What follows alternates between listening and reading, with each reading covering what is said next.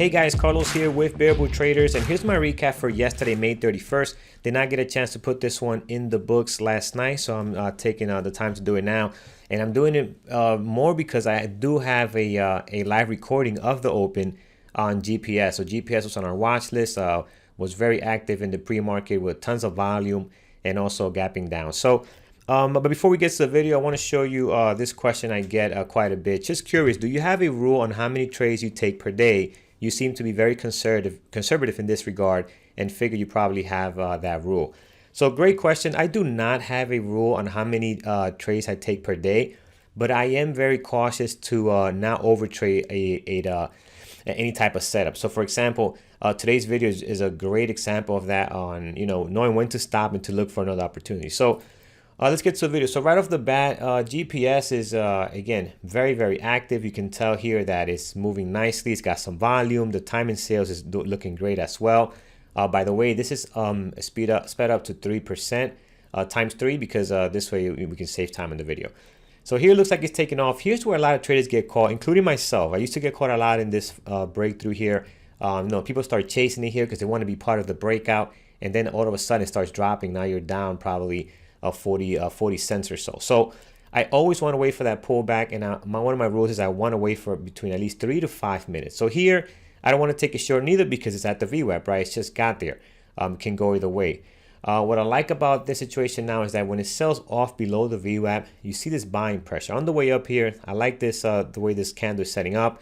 I get in long with 400 units or so. And then here finally it looks like it's about to break out, right? Starts hesitating around 1780. My stop loss at 1760. I know if it gets below VWAP, it's not a good situation. Two things can happen. It can sell off towards the low of the day, or I can get into some chop. We can just chop around between the VWAP back and forth. Here's looking good, like it's going to get going, but then right back to the VWAP again, and I'm going to get stopped out shortly on this trade. As it's not looking good, heading down here, looking at this red line moving towards the bottom. It hits here on my at the VWAP, so I have to jump out of it. Just wait for it to come here. There it is, boom. So nice drop there. I had to get out immediately. At this point, I still don't want to go short, because again, it could be a bounce off a VWAP. So I get back long here, and the reason for getting back long here is because obviously it bounced off a VWAP. You see it didn't make a new low, right? On the 1, the 5 is looking great for a pullback to head towards that 18 level. So I jump back into the trade. Stop loss is still the same, 1760. My stop loss is going to stay there. I do not want to go past that, right? So I'm risking 1760, probably 10 cents to try to get 20 here or so. So it's a 2 to 1, and hopefully break out of the high of the day, which is sitting around 1797.